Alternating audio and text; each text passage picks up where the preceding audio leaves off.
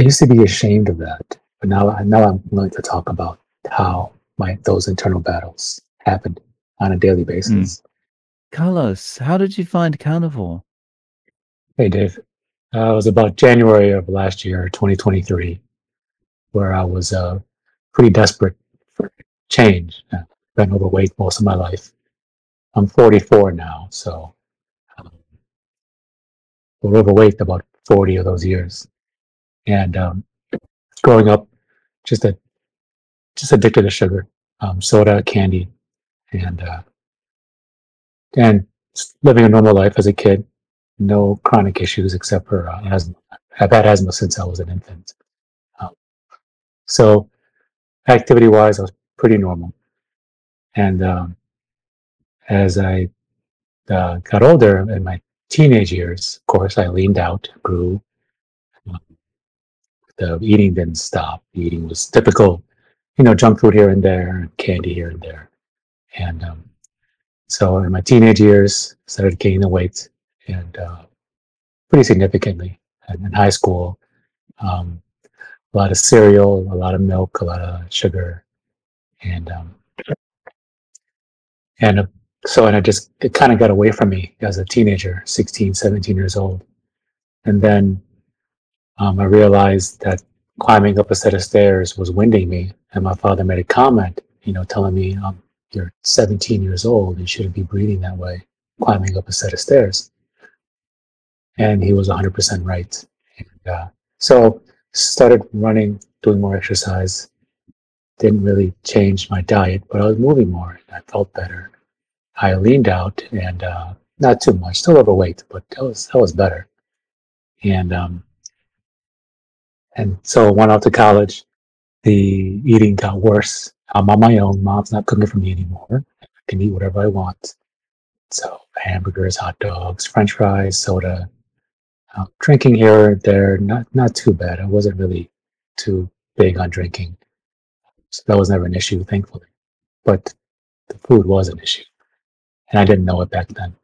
And I think about it, it wasn't that much of a problem. There was no sneaking around. There was no uh, shame. There was no shame behind it. And weight was going up and down. If I wanted to lose 10 pounds, I would cut back the amount of food I was eating, and then I would.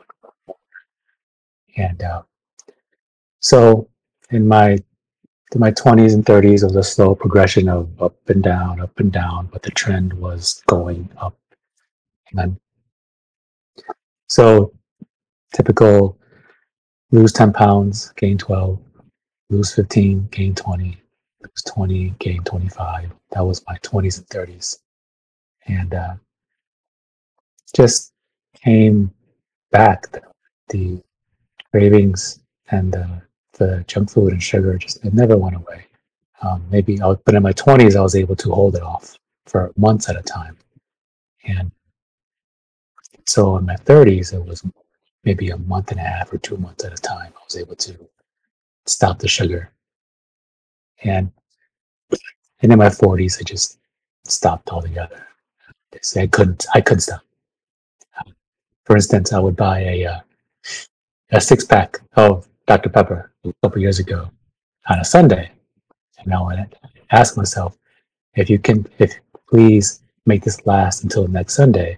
So technically you had less than one Dr. Pepper a week, a day, excuse me. And that 6 pack would last 2 days. And so uh, 2022 summertime, I was at my heaviest, around 250. I'm 5'8", so and so it was bad, and my back was bothering me. Asthma was getting worse. I could sit there watching TV, having a bag of potato chips and soda, and I would have an asthma attack. And I knew what the problem was. Right? And in the summer of 2022, I admitted to myself, "You are addicted to sugar, so you can't moderate anymore. You're gonna have to find a way to stop." And I'm talking to myself out loud, ask myself, "How do I do that?" I have no idea. But I think an important step is being honest with yourself. And so I carried that with me for the middle of 2022 until January 2023. I, I said, okay, I'm going to change. I know sugar's a problem, so let me just eat a lot of protein. The more protein I eat, the less I'm going to want sugar. And I was half right. Um, I was at a stressful job, and I was proud of myself for making my lunch the day prior, and it was a crock pot of chicken breasts and roasted broccoli, salt, no butter. And I said, eat this for lunch, and you're going to feel better. So that Monday morning went by, lunchtime came around, stressed. I have the documentation waiting for me in the afternoon, which I dread, and open my lunch, and there's that chicken breast and broccoli just staring at me. And I said, I can't do this. I need something else. I need something better. I said, okay, well, I live in Texas, so there's a barbecue place in every corner. I said, okay, go get barbecue. Let's go get barbecue. And I'm driving to get my food. And I said, okay, three things: no sugar, no sauce, no bread, no soda. Get your meat, get your vegetable, because we need vegetables, and a cup of water. I said, okay, I can do that. Just talking to myself. Okay, I can do that. So lunchtime, this fateful lunch was a pound of some fatty brisket, a side of broccoli, and a cup of water. And had I was so satisfied with it. I didn't touch the broccoli because I don't like vegetables. And but I felt fantastic, and I just couldn't believe how I was feeling. I wasn't lethargic. I was finishing my documentation on patients, and I wasn't yawning. I wasn't groggy. And when I got home, wife was out of town, so typically having no one to hang out with, I just would have just taken a nap on my sofa. And because I typically was so tired after work, but that didn't happen. I lied there, and I'm thinking, I'm not hungry, I'm not tired, I'm in a relatively good mood. What gives? And during that lunch, I was talking to a coworker, a young guy, uh, pretty good shape, talking to him about macros, and he says, when he wants to get into shape, he does keto, and I think, and that's the best explanation as to what happened next, lying on that couch. And I opened YouTube, and your channel showed up, and you talked about your improvement in your ataxic gait pattern and the arthritis in your knee improving, your brain fog lifting. And I thought, well, what is this guy doing? He seems, genuine. I'd like to hear what he's doing. And he said, some cheese, ground beef, and eggs, and that's all you eat. And I thought, that's no way. What about your vegetables? What about colon cancer? What about your heart and cholesterol? And so I thought, okay, well, maybe I check out his channel later on today or tomorrow. I'm happy for him. He looks happy. He looks healthy for sure. Happy for him. But then I close your channel down, and then low carb down under pops up, seeing a presentation by Dr. Paul Mason on how cholesterol works, doesn't work. And of course, that led to more presentations as to what carbohydrates does to us, what bread and rice do to us, and why it's unnecessary. You can argue that it is unnecessary. And I understand the physiology and anatomy, of course, but the biochemistry kind of to this day flies over my head. So when I listen to Dr. Lustig, I get most of it. Most of the presentations on their low carb down under or low carb Denver, I understand what they're saying, and I think anyone could. They're really good at explaining what their findings are. And of course, that led to Barry, Baker, Chafee. Watch some of your videos. I latched onto your channel because you talk to us normal people, and whatever is ailing us, it always kind of, if it doesn't resolve, it gets better at least. And And of course, the comment section. What are, 10 or 100 comments, I could say, okay, well, these people are kind of hyping this guy up. It might not be too truthful in what they're saying, but we're talking thousands of comments. And it's all the same. It's all the same. I got better. My diabetes disappeared. Arthritis is gone. Anxiety is much improved. I no longer have, chronic fatigue syndrome. My father's back pain has gone away. And so that was day one. And said, okay, well, let me try this. And and up until that day, I had pretty bad back pain in the mornings for a few months, just getting worse.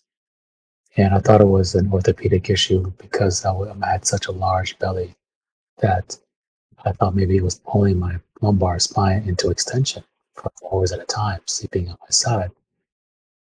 So I thought, okay, well, I need to lose weight to get rid of this pain. And before I lost an ounce of weight, the pain went away within 3 days. My back pain was gone. I slept all night. And, and so that's been improving. And that was day one. And of January of last year. And tomorrow is going to be day number 500. Beef, butter, bacon, eggs, chicken, and some dairy. I have heavy cream in my coffee. That's something I have to be careful of. I had a little bit of a relapse during Thanksgiving, November. First, it was a heavy cream in my coffee, a couple of tablespoons. Then it became a cup, and then uh, some sour cream, a tablespoon here, a tablespoon there, and then I started eating that a tub at a time. And I realized I wasn't feeling very well, and it was only a couple of weeks. And I think being in such a clear mind made me realize what I was doing. And I was kind of back into my old habits. I was had a tub of sour cream, spoonful at a time, playing my video games. And then I asked myself, why are you doing this? You're not hungry. Why are you eating? So then I realized, oh, you're doing it again. You're mindlessly eating food you don't need. And but it's carnivore. It's all fat and no carbs. Like, it doesn't matter. You're not hungry. So I was able to stop that, and I was never able to do that before because I knew having ice cream. This is pre carnivore. I knew having ice cream was bad. I knew having French fries and soda were bad. I didn't know how to stop, and but now I do. And so besides that little slip up in November, the holidays came around. Still carnivore, surrounded by cakes and pies and cookies and beer. Never tempted. And going on vacation with my wife, who's not on board herself, but she's very supportive. I'm a very lucky guy to have her. Sorry about that. So I was able to um, maintain during vacations. Most places are very accommodating, and at the very least, you can have a hamburger and a bun, and eggs, bacon, and that's just been my day to day. Really, is beef, butter, bacon, eggs. Watching your channel mostly for motivation, keep me on track, and listen to other people's stories, comment once in a while. And tomorrow is going to be day 500, and see me stopping anytime because I'm just feeling so much better. I mean, I could list all the details of the non-scale victories. I mean, I'm down 90 pounds, and body fat percentage went from 37 to 15. Gums stopped bleeding. Uh, no more gingivitis. Cholesterol is up. The triglycerides are down. Blood pressure is down. A1C is down. Fasting insulin is in our units is a 2, which is pretty good. Testosterone is up, and I went from a 42-inch waist to a 34 at this time. And and the funny thing was happening in my early in my when I first turned 40. Um, those were getting really bad really fast. My blood pressure was climbing, triglycerides were climbing. Um, so I knew how to do something, and my doctor offered a prescription of Wegovy back then because I was well on my way to becoming type 2. I was right there knocking on his door. And I didn't want to take that. I figured, and this was years before carnivore, but I'd said I think I can figure this out. And she was very gracious, and she said, "Okay, well, good luck. If you need anything, call me." And so that kind of set me straight too, as I've noticed that not only was I gaining weight rapidly, everything bad was going up very fast. Where in my 20s and 30s, they never climbed. As heavy as I was in my 20s and 30s, my blood pressure never rose, and A1C, triglycerides were always well within normal limits. And then I guess my body remembered my birthday, number 40, and it just was telling me, enough's enough. Stop it with this food because I can't deal with it anymore. And all never got diagnosed, but all signs were pointing to the non-alcoholic fatty liver disease. So yeah, that's my story. This is great. I mean, that you've stayed on it for as long as you have and still continuing to get good results. You got day 500 coming up tomorrow. One thing that we should note is I've actually had you on the channel before, and Yeah, I'm not sure when it was. It was around a year ago now, no? in June of Yeah. last year. Yeah, So, and one thing that strikes me is you have this aura of being younger now than you were a year ago. my gray hairs are disappearing, and I noticed that. Well, the funny thing about me, I don't wash my hair, I don't comb my hair, I don't brush it. I just kind of throw it back, and throwing it back, one of the hairs stuck to my hand, and I looked at it, and it was backwards because the gray silver was on the end of the hair, and the root of the hair was dark brown, black, and so that's was kind of cool. And then as I look closer, it's the same thing's happening to the ones that are remaining. The gray hairs are turning back to black, and yeah, I just people. I don't care that I look youthful. I mean, thank you for the compliment. I appreciate it. But I feel much better, and I'm no longer dreading 45. I'm no longer dreading looking back on my 20s and 30s, wishing I was younger because I was younger, but I was no way was I healthy, not physically and definitely not mentally because I wasn't healthy physically. You can't have it both ways. So well, I couldn't. So when I look back on photos, I don't I don't yearn for those days because I know how unhappy I was. So because I was so lost. I was trying. I really was. But typical. The harder I tried, listening to the experts telling me to eat less and move more, and you know, more fruits and more vegetables. Stay away from butter. Stay away from red meat. I tried.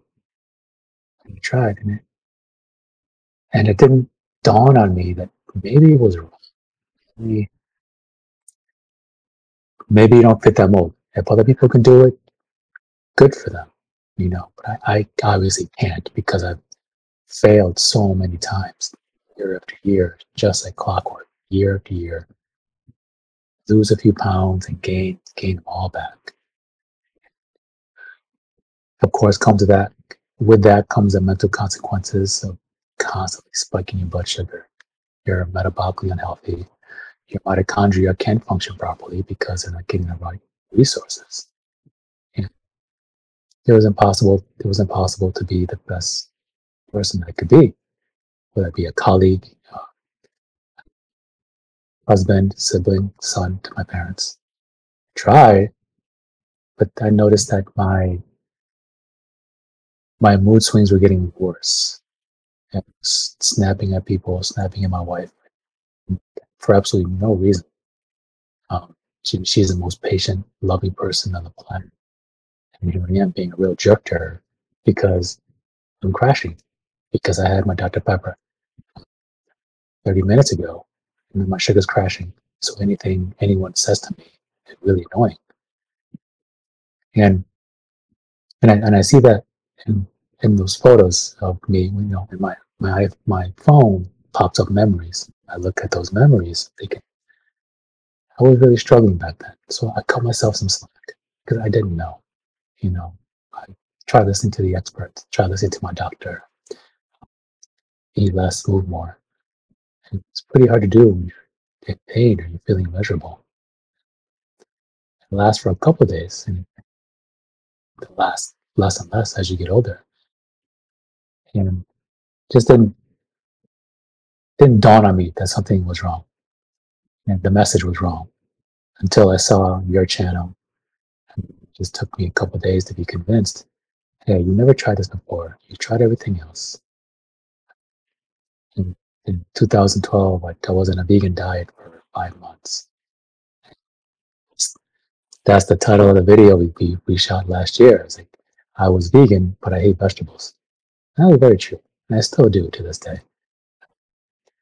So in those 5 months, I lost a lot of weight. Of course I did. Of course I felt better because I went from fast food, candy, to vegetables and pasta and bread. Of course I was going to feel better. Of course it was temporary. And then felt weak, would never take my shirt off, lost about 30 pounds.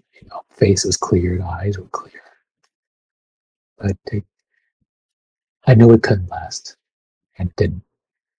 And then I fell off the wagon, and then just gained the weight all back. So I ended my vegan diet in June, and I gained all that weight back by November. So So recently, I was dreading going on another diet, just dreading it. It's going to fail. Why bother? I'm going to be hungry. I'm going to be miserable. A lot of fruits and vegetables, chicken breast, which has no flavor. Bother. And so, listening to you, Barry, etc. I like bacon. I love eggs, steak. Can't cook it very well. If I do this, I'm only going to get better. And that's exactly what happened. I cook a steak perfectly, and just just feel better. And I'm looking forward to tomorrow. I'm looking forward to next year. I'm looking forward to my 50s and 60s because I want to see what I can do and along the way help others if they want my help. Hmm. So how are your family with this now? 500 days in. They're pretty good. Before this, my mother, she saw me. I was always overweight, and I'm in Texas. My family's still in New York, so I visit them a few times a year. And then it wasn't a question if I was in shape or overweight. It was how overweight was I going to be when I saw them. It was just a matter of bad, really bad, and the really bads happening. So my mother, said, mijo, I worry about your blood sugar. You're going to be diabetic if you don't stop. And I go, yes, mom, I know, I'm trying. She goes, a very loving mother. She goes, I know you're trying. Just, whatever I can do, let me know. I said, okay. And that was before carnivore. And recently, she goes, Nico, I'm worried about your heart. I'm worried about your heart. What about your cholesterol? And I explained to her, and I explained to her how when they emigrated to New York from Mexico, I told her that at that time, we were told whole grains, bread, rice, lean meats, low-fat dairy, fruits and vegetables, sugar in moderation. And just told it, and then now look at us now. We're so sick. We're so. That is the only adjective that works. We're so sick. And I go, Mom, there's no way to prove that, but there's got to be something there that we're not supposed to be eating this food the way they told us to eat. And I said, Mom, I go to the doctors every 3 months. That was the deal with my wife. That I go to the doctor every quarter, get blood work drawn to make sure everything's okay. And every time I go, it's the same result. HDL is good, triglycerides are good, blood pressure, everything's down except for cholesterol. You know, physicians, my doctor's asking me to go on a statin. I respectfully decline. And you know, I answer my sister's questions. My sister has been struggling with her weight most of her life, just like me. She's my younger sister, and not carnivore, but she's definitely more keto. And she didn't understand how it worked. She didn't understand how eating fat makes you healthier. And I have to explain to her how that works, and that once you combine fat and carbohydrates, then you've got a recipe for disaster. So, to let her know, give her your channel, give her Kelly Hogan's channel, more of the women's take for sure. And let her know it's like, hey, these women are thriving. 20-year-old, 40-year-old, 60-year-old women, they're thriving. And they're resolving whatever their issue may be. Not always weight. So, and she's coming slowly on board with the keto thing. And she's seeing for herself that when she has steak and when she has some cheese, some eggs, that she doesn't want her ice cream. She doesn't want bread or muffins. No. She didn't understand why. So then, of course, she asked me, well, how is this happening? Explain to her, ketosis or the use of glucose. We have two options and such. And my wife is happy with that. I'm happier and continue to be so. More energy, less snappy, and just smiling more, laughing more, and more willing to do things. Go eggs with her, do stuff around the home, more readily fixing things. The kitchen is always clean. That's an interesting side effect. I'm not sure if I have more time or more energy. Our kitchen is always clean. And, and she's appreciated it. She's noticed that. I never say a word. I never say, hey, look at me. What do you think? I never said a word. She said she really appreciates that. And and and that's how this for my family goes. They're very supportive, and I never push it on them. I just but I'm always very happy to answer their questions and how all this is working. So on the clean kitchen and the energy versus time, I mean, you must feel that you've reclaimed a lot of time in the last 500 days, no? It's incredible. How much time am I not spending in the cereal aisle or doing mental gymnastics justifying the purchase of ice cream? Or which vegetables have the least chance of being tossed in the garbage from sitting in our fridge for too long? Because that was a constant die. Before carnivore, there were days where I dreaded opening that stupid refrigerator because I know it was going to smell so bad because of the spinach, tomatoes, or whatever vegetable I convinced myself to buy just went and just went rotten because I never ate it because I didn't like it. Just every week, clockwork. Just a really, really uh, heavy odors in the fridge because of the rotting vegetables, not rotting steaks, not rotting chicken, those stupid vegetables. So you go to the grocery store, 10 minutes, boom. Meat department, eggs, sometimes some heavy cream from my coffees, of course, butter. Leave, check out, and leave. and then sleeping less but better. So I'm able to sleep for 6 hours and be totally fine for the day. And in the morning, can exercise. The city I live in is pretty congested. It's hot. I live in Austin, Texas, and when I can wake up at 4:30, 4 o'clock in the morning, it's like I have the town to myself when I'm on my walks or if I'm walking to the gym. And um, and I can walk to the grocery store and I can walk to my gym. I'm very fortunate, and that's another area I'm saving time in because pre carnivore, I was spending hours in the gym trying to work off my food, and now I just go, I hit one or two exercise really hard, for half an hour, 40 minutes tops, and then I'm done. And I feel great. And I know that I don't have to kill myself in the gym because this is my way of life. And I know the muscle strength, the muscle growth will come because I'm having so much more protein and because I'm eating so much cleaner. The inflammation is gone, so I can come back over and over again and know that I can just work smarter instead of harder because I'm so much more effective there. And um, my dog is pretty short. He's a corgi, so he's down there. And when we first got him, I had a hard time playing with him on the floor because I had a hard time getting on the floor and, of course, getting up. And before I knew it, I was spending a lot more time wrestling with him on the floor because it was so easy for me to get down there and get back up.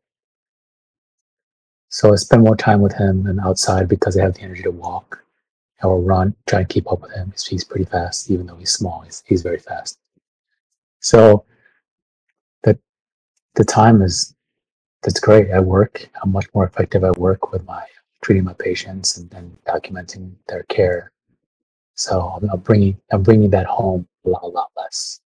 So I can finish up at work.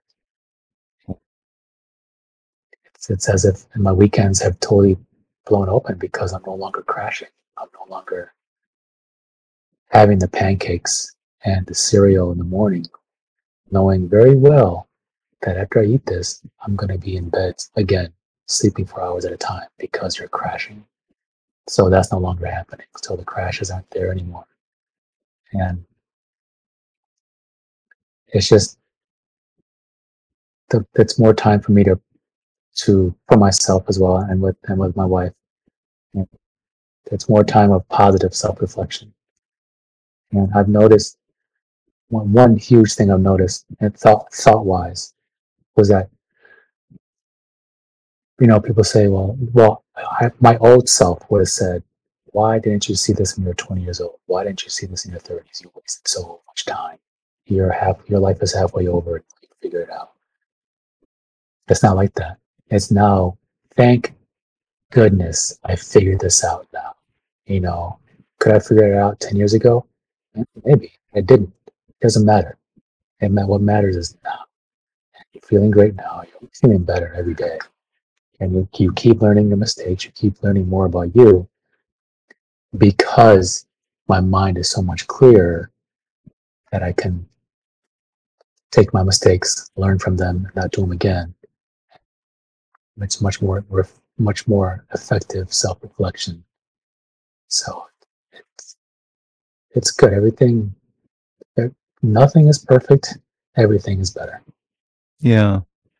You made me think about something there with regards to time.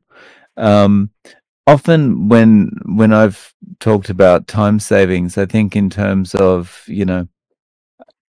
thinking about the snack you're going to have at 10 o'clock. And then once you've eaten that, it's thinking about what you're going to have for lunch and all that kind of thing.